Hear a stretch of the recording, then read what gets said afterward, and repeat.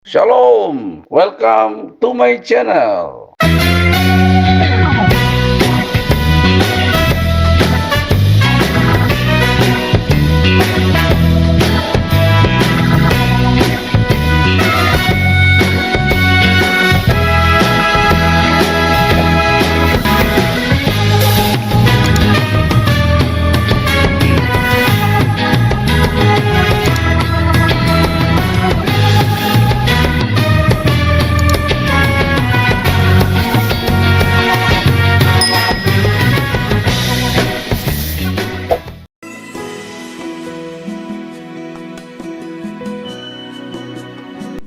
Shalom orang-orang diberkati Tuhan. Hari ini kita berjumpa kembali di episode kali ini. Saya akan menjawab sebuah pertanyaan dari saudara kita dari Papua yang bernama Hormat Mertua Sianturi. Ya, dan pertanyaan ini mungkin ada juga pertanyaan dari yang lain, tapi kami jawab pertanyaan yang ini dulu. Pertama, saudara-saudara dikasihi Tuhan, pertanyaan beliau, bagaimana kita sebagai seorang Kristen menjadi teladan damai di tengah-tengah situasi yang sedang memanas ini. Orang-orang diberkati Tuhan, engkau dan saya memiliki pilihan untuk hidup damai apa tidak. Karena damai itu bicara hati, bukan bicara keadaan.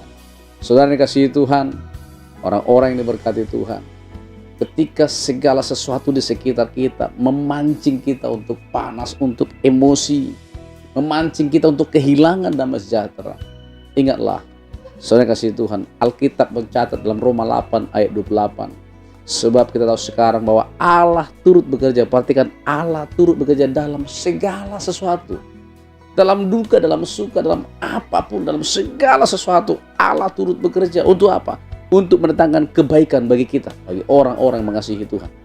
Jadi semua yang terjadi dalam hidup kita ada maksud Tuhan. Untuk apa? Membuat hidupmu dan hidupku baik.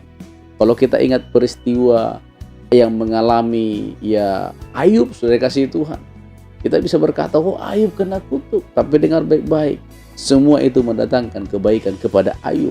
Sehingga di pasal yang ke-20 yang 42, saudara, ketika Tuhan memulihkan Ayub, dia mengalami berkat yang luar biasa 2 kali lipat. Artinya apa? Yang dialami Ayub sakit sekalipun, semua hartanya hilang, kawan-kawannya juga ngejek dia, dan istrinya pun mengejek dia. Ini yang paling ngeri, saudara. Istrinya sendiri pun mengejek dia. Istrinya bahkan berkata, masih bertekunkah kau beribadah kepada Allah? Kutukilah dan matilah kau. Tapi Ayub, Alkitab mencatat, bibirnya tidak berdosa. Dia berkata, Tuhan beri, Tuhan mengambil, terpujilah nama Tuhan. Nah, saya yakin dia sadar segala sesuatu mendatangkan kebaikan. Yang kedua, tetaplah optimis. Tetap percaya kalau Allah bekerja dalam segala sesuatu mendatangkan kebaikan. Ingat, ada janji Tuhan dalam kitab Yeremia. So, aku ini mengetahui rancangan-rancangan apa yang ada padaku, kata Tuhan, mengenai kamu, mengenai engkau dan saya, mengenai kita. Yaitu apa? Yaitu rancangan damai sejahtera, bukan kecelakaan, tapi hari depan yang penuh harapan. Itu sebabnya ketika engkau mengalami pergumulan hari ini, mengalami situasi yang tidak enak, mungkin kiri kananmu memojokkan engkau, kiri kananmu tidak percaya dengan engkau, kiri kananmu menghina engkau, merendahkan engkau, membuat batas kesabaranmu hampir habis. Ingat, rencana Tuhan bagimu, rencana damai sejahtera, bukan kecelakaan, bukan membuat engkau ribut, bukan membuat engkau berantem. Maka imani itu dengan baik. Supaya apa? Supaya hatimu, supaya situasimu tetap damai. Ingat bahwa Tuhan merancang hidup kita untuk hal-hal yang membuat damai. Yang ketiga, tetaplah tersenyum. Ada sebuah istilah berkata seperti ini, tersenyumlah bukan karena keadaan baik, tapi tersenyumlah supaya keadaan baik.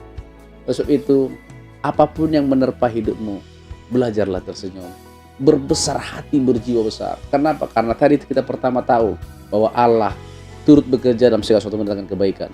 Yang kedua, karena kita tahu rancangan Tuhan bagi hidup kita, itu rancangan damai sejahtera, bukan kecelakaan. Maka sekali lagi, tersenyumlah. Menghadapi segala sesuatu, tersenyumlah. Kiranya bermanfaat. Tuhan Yesus memberkati. Puji Tuhan.